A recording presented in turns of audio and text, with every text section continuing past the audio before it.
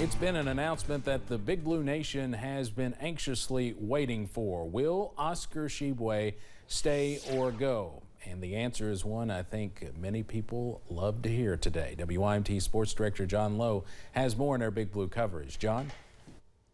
That's right, Steve. An announcement many have been waiting for. It's rare to see a player come through Lexington that has captured the imagination of Big Blue Nation quite like Oscar Tshiebwe, a one-and-done talent that may not go one and done. Well, he made that official today. Big O says he is coming back. The Big Blue big man announced on SportsCenter earlier this afternoon after much prayer and conversations with his family that playing for Kentucky one more year is what's best for him. He is the first National Player of the Year to return to college in 14 years. Tyler Hansborough was the last North Carolina who did it last for North Carolina back in 2008, and that season they won a national championship. Here's what Oscar Tshiebwe told ESPN's Sage Steele. I decided this probably like almost a week ago. So I was not sure if it was the right decision to do. So we were still praying, but God he told me I gotta make this decision. So I just decided to announce today. All right, we'll have more details on what this means for Kentucky, and we'll hear more from Oscar later on in sports, but certainly a big day for Big Blue Nation, Steve. And there's going to be high expectations for next season. Thank you, John. Yesterday, Knox County Judge Executive Mike Mitchell made an announcement that could impact the people of Knox County for years and decades to come. WYMT's Alyssa Williams spoke to officials and community members about the fiscal court's newest endeavor. What is now a quiet open space will soon be filled with the cheers of local sports fans. This is going to be a big winter for this community. We have nothing like this. On Tuesday, Knox County Judge Executive Mike Mitchell announced plans for a sports complex to be built. The design is pretty well in place.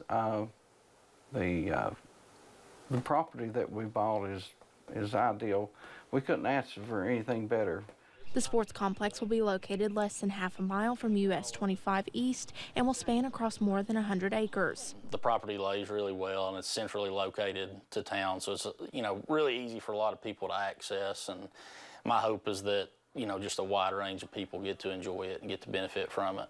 The complex will include baseball, softball, and soccer fields, a tennis court, an amphitheater, a sensory playground, and even a non-motorized boat ramp to access the Cumberland River. I think it really hits a broad range, of people, and anytime you can give our young kids more opportunities, I think it's a great thing for our county.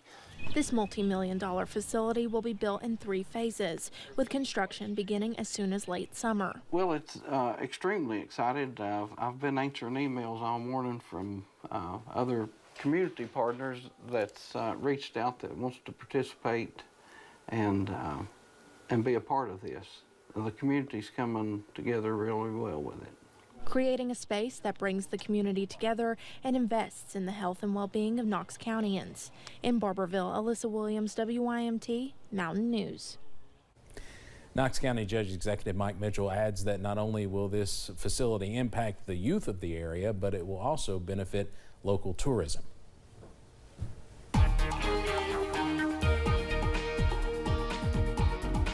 Hope you've been able to enjoy the sunshine around the region so far today, especially earlier this afternoon.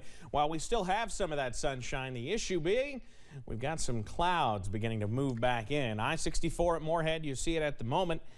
We do have at least some sunshine, but those clouds are getting just a little thicker out there. Same thing from the Mountain Parkway at Slade. Still some blue sky, but it's filtered sunshine out there this afternoon. Upper 60s, low 70s. Just about everywhere, really. Why is the cooler spot at 64, 66 in Logan? Everywhere else, upper 60s or low 70s. Clouds increasing from west to east, mainly because we're watching this week little disturbance passing on through the Mississippi Valley. It's going to take a little bit for that to get into our area with the air as dry as it is. So we've still got a little bit of time before the rain starts falling. So mostly cloudy skies tonight. Winds will kick up as well as the warm front pushes through, and those showers possible, especially as we head later on toward the morning hours. Now, I'll have the latest on when those showers move out and when the mercury rises back to near 80 coming up in just a few minutes. Steve? Evan, thank you. On Monday night, Wolfe County Search and Rescue responded to a call about 2 people out on a canoe that did not return when they were supposed to. The search and rescue teams contacted Kentucky State Police to help them with an aerial search, which started around 3 a.m. Tuesday morning. Eventually, the missing people were located after 12 hours of searching. One of those was flown from the area, and the other got medical attention on site. A baby was dropped off at Baptist Health Corbin. Hospital officials sent us a statement about it saying, quote, Baptist Health Corbin does not have a safe haven box, but we are still considered a safe place if the parents cannot care for their baby. If the parents call the Safe Haven hotline, they will be instructed to the closest place to surrender the baby. Usually when you see a road closed sign, you turn around and find another way to reach your destination. A Kentucky Transportation Cabinet spokesperson says, though, that is not happening in one Kentucky county.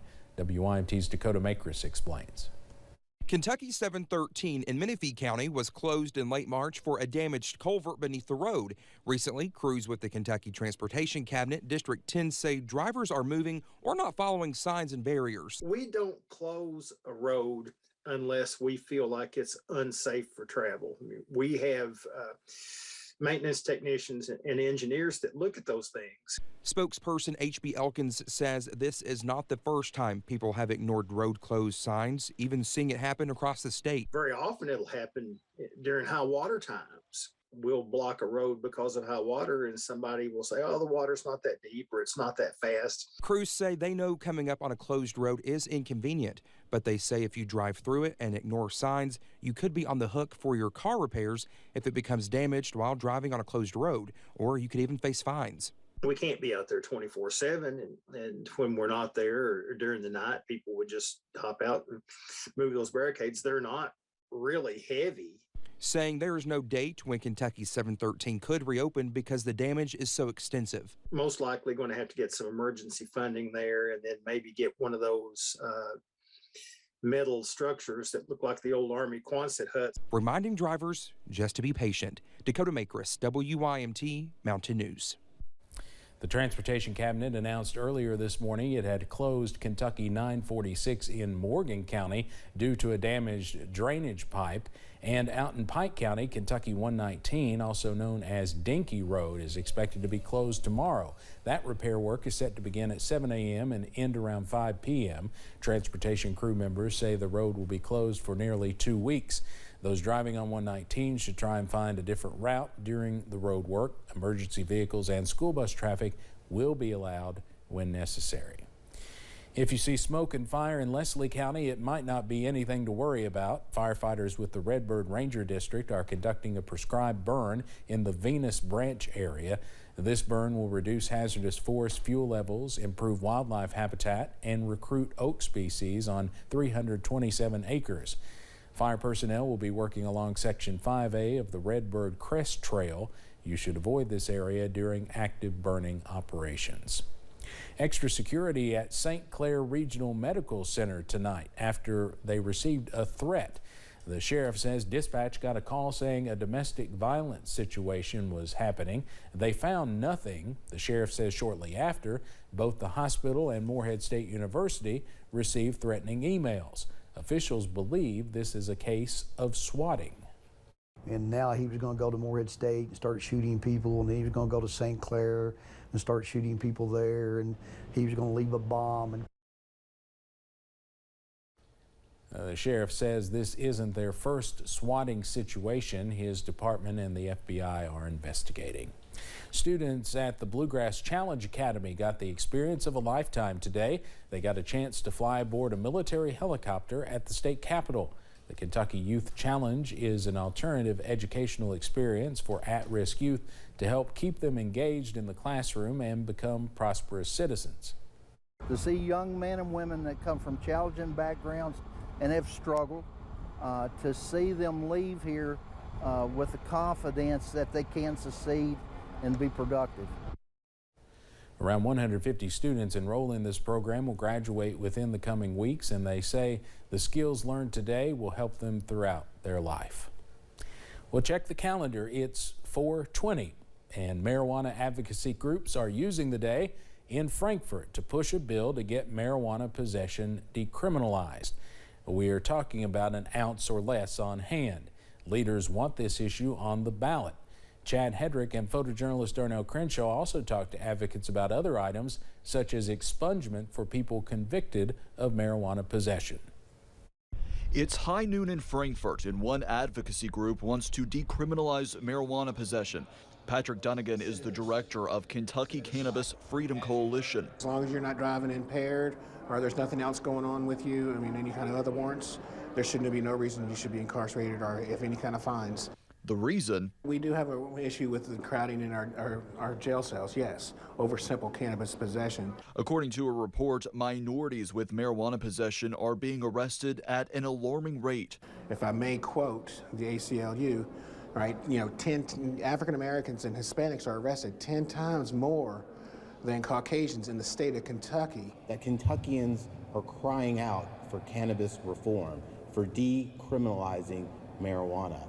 Yet, this body adjourned without doing the people's business. This group claims lawmakers were wrapped up with other marijuana matters and couldn't get to the issue. Representative Nima Kulkarni is spearheading legislation for the next session that would remove criminal and civil penalties for personal possession less than an ounce, an expungement program for people convicted of possession, and if you're 21 and older, you can have up to 5 plants for personal use. Their ultimate goal is to get this issue on the ballot and let the voters decide. Representative Kulkarni says the U.S. House of Representatives passed a similar bill just this month. There's a clear recognition on the federal level that we must fix this hugely disproportionate impact of the failed war on drugs and try our level best to get everyone on equal footing.